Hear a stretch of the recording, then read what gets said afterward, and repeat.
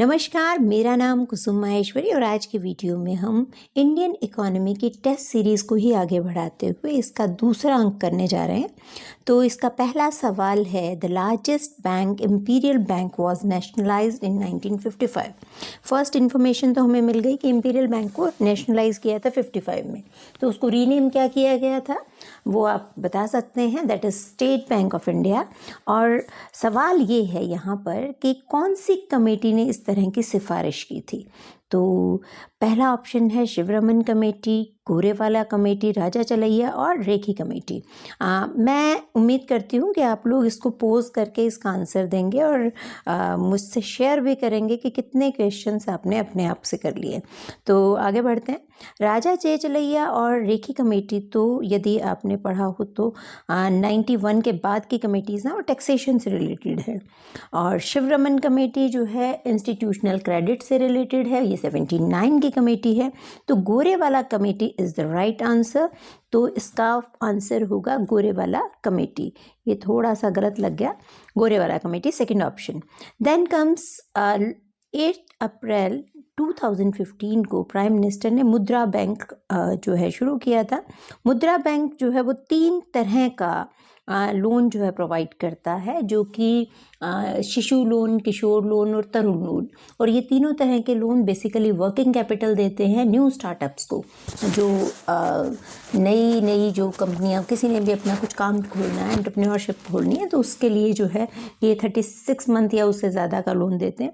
तो जिसमें जो शिशु लोन है वो उसकी लिमिट क्या है, उसकी लिमिट है 50,000।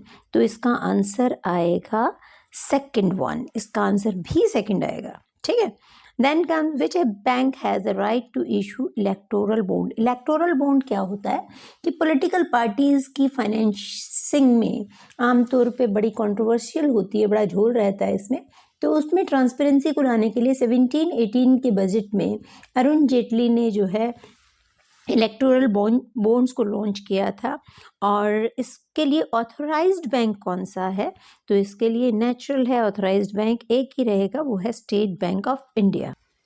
नेक्स्ट क्वेश्चन नोस्ट्रो अकाउंट से रिलेटेड है। तो नोस्ट्रो अकाउंट क्या होते हैं ये समझना जरूरी है। तो दुनिया भर के बैंक एक दूसरे बैंक में अपने अकाउंट्स को मेंटेन करते हैं, क्योंकि बहुत सारी ट्रांजैक्शंस जो है इंटर कंट्री भी होती है।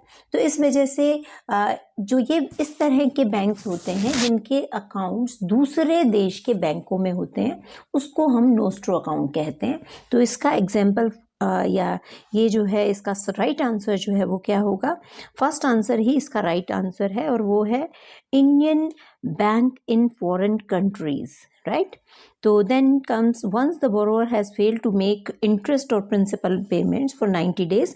90 दिन तक यदि एक बोरोअर, एक उधार लेने वाला जो है अपनी पेमेंट बैक नहीं करता, इंटरेस्ट नहीं देता, प्रिंसिपल अमाउंट नहीं देता, तो उस लोन को क्या समझा जाना चाहिए? गुड लोन तो बिल्कुल नहीं होगा, बैड लोन भी नहीं इसको कहते। ये बेसिकली नॉन परफॉर्मिंग एसेट, जिसे पॉपुलरली एनपीए भी कहा जाता है, ये उसका एग्जाम्पल है। तो इसका third will be its answer. 15 finance commission के चेयरमैन कौन है, तो इसका first will be its answer, that is NK Singh. Next question जो हमारा है वो आरटीजीएस को लेके है, that is real time gross settlement. तो आरटीजीएस का नाम आपने सुना होगा, ये बैंकिंग ट्रांसफ़र, जब हम एक बैंक अकाउंट से दूसरे बैंक अकाउंट में मनी ट्रांसफ़र करते हैं तो उसके लिए आरटीजीएस करना पड़ता है। और भी कई मेथड्स हैं, निफ्ट है, एनईएफटी।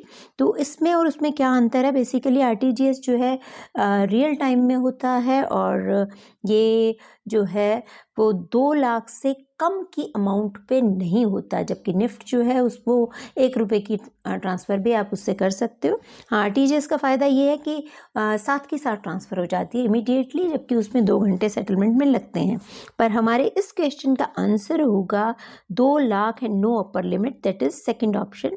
और 2 lakh and no upper limit का मतलब है कि आरटीजीएस और की कोई अपर लिमिट नहीं होती है कि 2 लाख से ऊपर आप कितना भी ट्रांसफ़र कीजिए, कोई दिक्कत नहीं है। देन कम्स एसटीआर के बारे में सवाल है। तो स्पेशल ड्राइंग राइट्स जो हैं वो एक new form of international reserve asset है जो कि 69 में क्रिएट की गई थी। तो इसको किसने क्रिएट किया? तो वैसे तो बहुत आसान है कि इसको इंटरनेशनल मॉनेटरी फंड ने जो है वो क्रिएट किया था। पर एसटीआर होता क्या है ये जानना ज़रूरी है। एसटीआर बेसिकली एक इंटरनेशनल रिजर्व एसेट है। ये करेंसी या सोना नहीं है, लेकिन ये करेंसी से मिलकर ही बना है। 5 जो बड़े अच्छे वाले कंट्रीज़ हैं, जो डेवलप्ड कंट्रीज़ हैं, यूएसए है, जापान है, चाइना है, यूरोपियन कंट्रीज़ का यूरो है और ब्रिटिश है। इन सब की करेंसीज से इसकी वैल्यू डिसाइड होती है। पर इसका काम क्या होता है कि जब भी कोई कंट्री जो है आईएमएफ के अंदर जो है एंटर होती है, ज्वाइन करती है उसको, तो उसको एक कोटा मिलता है उसके इकोनॉमिक परफॉर्मेंस के बेसिस पे, और उसके बेसिस पे ही वो कुछ जो है उसको ड्राइंग राइट्स भी मिलते हैं। वो वहाँ डोनेट भी तो करती है, डोनेट इन द सेंस कि वो अपना हिस्सा वहाँ रखती है। उसके बेसिस पे वो कुछ ड्राइंग राइट्स भी होते हैं, ज़रूरत पड़ने पे वो निकाल भी सकती है वो एसेट को, और उसको इस्तेमाल कर सकती है जब कभी ज़रूरत पड़े किसी और कंट्री से ट्रांजैक्शन के टाइम, कोई एक्सपोर्ट इंपोर्ट के टाइम पे कोई फॉरेन करेंसी से उसको एक्सचेंज कर सकती है एसटीआर को। तो ये सुविधा जो है वो एसटीआर की 1969 में आईएमएफ के थ्रू मिली थी। तो नेक्स्ट क्वेश्चन की बारी है। Central bank will take to encourage greater investment in economy. क्या करेगी सेंट्रल गवर्नमेंट जो है, सेंट्रल बैंक सॉरी, वो इकोनॉमी में यदि इन्वेस्टमेंट को बढ़ाना बेसिकली लिक्विडिटी को बढ़ाना है। यदि मार्केट में पैसा जाएगा तभी ज़्यादा इन्वेस्टमेंट होगा। तो उसके लिए क्या ऑप्शंस यूज़ किए जाने चाहिए, ध्यान से पढ़ें इसको। कैश रिजर्व रेशो को इंक्रीज़ करना, कैश रिजर्व रेशो को रिड्यूस करना। तो पहले ये जाने कि सीआरआर होता क्या है। सीआरआर या कैश रिजर्व रेशो वो पैसा है, वो अमाउंट है जो कि कोई भी कमर्शियल बैंक या कोई भी बैंक जो है, जब उसके पास कोई डिपॉजिट आती है, कोई पैसा आता है, तो उसमें से कुछ परसेंटेज उसको जो है सेंट्रल बैंक के पास रखना पड़ता है। उसी को कैश रिजर्व रेशियो कहा जाता है। सिक्योरिटी पर्पज से ये सेंट्रल बैंक अपने पास रखता है। तो इसको इंक्रीज करने का मतलब है कि बैंक के पास कम लिक्विडिटी, उसकी जो लैंडिंग कैपेसिटी है वो कम होगी। तो कम होने से तो इन्वेस्टमेंट नहीं बढ़ेगा। तो natural first will not be इस आंसर। सेकंड में रिड्यूस करना है, तो ये ऑपोजिट केस है कि अब रिड्यूस कर दिया है, यानी कि बैंकों के पास अब ज़्यादा मनी रहेगी तो वो ज़्यादा जो है उनको लैंडिंग फैसिलिटी यानी उधार वो ज़्यादा दे पाएंगे, तो इन्वेस्टमेंट भी ज़्यादा हो सकेगा। तो इसलिए इसका आंसर सेकंड होगा।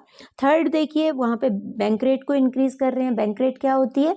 बैंक रेट भी लैंडिंग रेट है, basically short term landing rate है, जब रिजर्व बैंक जो है वो कमर्शियल बैंक्स को देता है।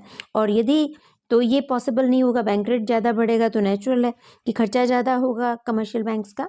इसी तरीके से गवर्नमेंट सिक्योरिटीज़ को ओपन मार्केट में बेचना, तो इससे भी पैसा जो है पैसे का फ्लो जो है वो लोगों की तरफ से यानी इकोनॉमी की तरफ से रिजर्व बैंक की तरफ होगा। तो यहाँ से दोनों ये तीनों ही ऑप्शन जो है गलत है। Second option will be the right option.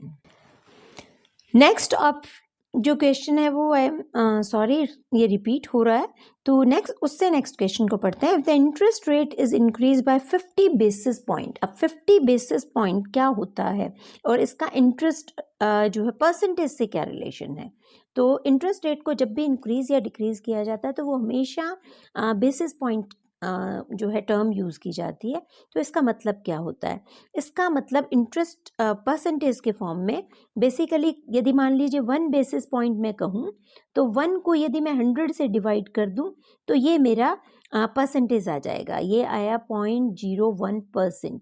इसका मतलब 50 बेसिस पॉइंट का मतलब क्या हो जाएगा? 50 divided by 100 and that is 0.50%। तो ये आंसर होगा, ये इस तरीके से। Sorry, which of the following statement is true about demand deposit? Demand deposit देखिए कितने तरह के होते हैं डिपॉजिट्स जो हैं, वो करंट अकाउंट डिपॉजिट होते हैं, फिक्स्ड डिपॉजिट होते हैं और सेविंग डिपॉजिट होता है। बैंक में बेसिकली 3 तरह के हम डिपॉजिट्स मानते हैं। तो जो डिमांड डिपॉजिट, डिमांड से पता चलता है ना, जहाँ पे डिमांड वर्ड आ गया कि डिमांड जो है करने पे पैसा आपको वापस मिल जाएगा, वो वाले डिपॉजिट डिमांड डिपॉजिट हैं। तो फिक्स्ड डिपॉजिट कभी भी डिमांड डिपॉजिट नहीं हो सकता, क्योंकि इसका एक लॉक इन पीरियड होता है। तब उस समय के दौरान आपको आपकी करेंसी व आपके पैसे वापस नहीं मिलते हैं। तो जहाँ जहाँ फिक्स डिपॉजिट है वो आपके रॉन्ग आंसर्स हैं। फर्स्ट में फिक्स डिपॉजिट पड़ा है, सेकंड में फिक्स नहीं है, करंट अकाउंट डिपॉजिट है, सेविंग अकाउंट डिपॉजिट है, दोनों से ही आप पैसा निकलवा सकते हो।